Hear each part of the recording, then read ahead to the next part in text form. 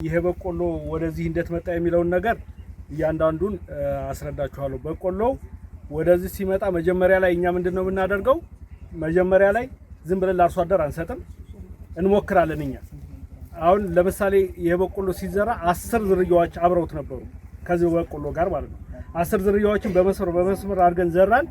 ከዛ በኋላ የተሻለ የምንለው የበቆሎ ዝርያ መረጥን። ከዛ አርሶ አደር ማሳተፍን። አርሶ አደር ስናሳተፍ መጀመሪያ ላይ በአቋሙ በቆሎውን አቋም ሁለት ያዘለ አንድ ያዘለ ኮቡ ወይም ደግሞ እሸቱ ትልቅ የሆነ ብለው መረጡ። ከዛ ከመረጡ በኋላ የቱን መረጡ? ይሄን መረጡ ማለት ነው። በመጀመሪያ ከ10 በቆሎ ዝርያዎች አይነት ማለት ነው። በሁለተኛ ደረጃ ደግሞ እሸቱን አስቀመስናቸው ጠብሰን ማለት ነው። ጠብሰን አሁንም ደረጃ ሰጡ። ደረጃ ሰጠው። ይሄ ሶስተኛ ሆነ። በምርቱ አንደኛ ሆነ። በጠበሳ ደግሞ ሶስተኛ ሆነ። ስለዚህ በምርቱና በጠበሳው ስናምጣጣው ምን ሆነ? አንደኛ ወደ መሆን መጣና ይሄንን ወደ አንደኝነት ደረጃ መጣ ማለት ነው። ስለዚህ ይሄንን አርሶ አደሮች የመረጡት ስለሆነ ቀጥታ ወደ ማን መጣ ነው? ወደሚመለከታቸው ወይም ደግሞ ፈቃደኛው ወደ ሆኑ አርሶ አደሮች ይዘነው መጣን ማለት ነው። እንግዲህ ይሄ ነው ሂደቱ የነበረው ማለት ነው። ከዛ ቅድም ወንድሜ እንዳለው በአንድ ሄክታር ወይም በአራቱ ጥማድ ወይም በአራት ቃዳ ውስጥ እስከ 55580 ምናምን ኮብ ይገኛል ወይም እሸት ይገኛል። ስለዚህ ይሄንን ቅድም በ20 ብር ሲያባዛው ስንት ነው? 1,100,000 ብር ነው የሆነ። እንግዲህ በአንዲት በጋ በአራቱ ጥማድ ይሄን ያክል ብር አንድ አርሶ አደር ያገኛል ማለት ነው። እንግዲህ ድካሙን ምናምን እናንተ አስሉለት ማለት ነው። ከዚህ ውጭ ያው ያጋጠሙ ችግሮች ነበሩ።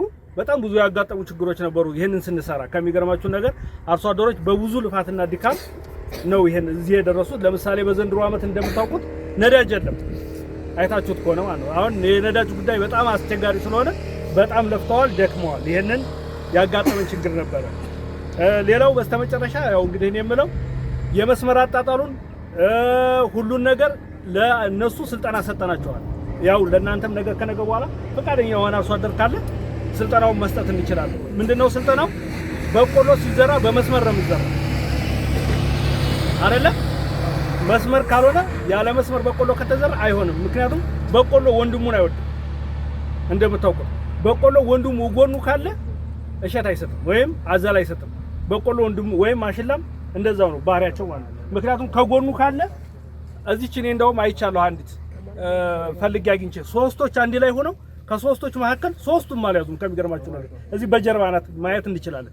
ስለዚህ በቆሎ ጓደኛውን ወይ ወንድሙን አይወድም። ስለዚህ በመስመር መዘራት አለበት።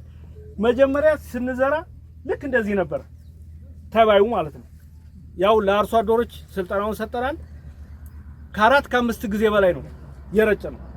አሁን እነዚህን ሰዎች ያው ሰንፈው ካልሆነ በስተቀር ሰጠናቸዋል። እነዚህ መድኃኒቱን ማለት ነው። መድኃኒቱን መርጨት ቶሎ መርጨት መቻል አለብን። መድኃኒቱ ከተረጨና ማዳበሪያው ከተደረገለት ልክ እንደዛ ምን ይሆናል? እሸቱን በጥሩ ሁኔታ ይሰጣል ማለት ነው። አሁንም እዚህ ላይ አስተያየት ሰጠናቸው ነበር። መነቀል መቻል አለበት ብለን ነበር። ያው አርሶ አደር በተፈጥሮ ምንድነው ሰብል መንቀል አይወድም። ያው ይሳሳል እናውቃለን። ያው እንደገና ደግሞ ባህላችንም አይደለም። አሁን የነቅለን ብንጥል እንደ ትልቅ እንትን ነው የሚቆጠረው አይደለ? ንቀሉት ብለናቸው ነበር። ባለመነቀሉ ምክንያት ነው አንዳንድ ኮብ ያዘ። በቆሎኛ በአግባቡ ስንሰራ 75 በ25 ነው። 75 ከዚህኛው በቆሎ እስከዚህኛው በቆሎ 75 መራቅ መቻል አለበት። 75 ማለት አንድ ክንድ ከስንዝር ማለት ነው። እንደገና ከዚህኛው በቆሎ እስከዚህኛው ደግሞ 25 ሴንቲሜትር መራቅ መቻል አለበት ማለት ነው። ስለዚህ እንደዛ ከሆነ ስንት ያዝላል? ሁለት ያዝላል። ስለዚህ ይሄንን ነው እኛ አስተምረን የመጣን ወይም እኛ ሰርተን የመጣን። ስለዚህ ነገ ከነገ በኋላ አካባቢያችሁ ላይ እየመጣን ስለሆነ አሁንም ነገ ከነገ በኋላ በማሽላ ማለት ቡሌ ምንድነው የሚባል ዛካይ ጆላ እንዲሁም በፍራፍሬ በአትክልትና ፍራፍሬ እየመጣን ስለሆነ እየሞከር የተሞከረውን ጥሩ የሆነውን እናንተ ጋር አብረን እየሰራን ይሄ ለእናንተ አካባቢ ይሆናል እያል እንሰጣችኋለን። አብረን እንሰራለን። ያው ይሄን ያለኝ ጨርሻለሁ። አመሰግናለሁ።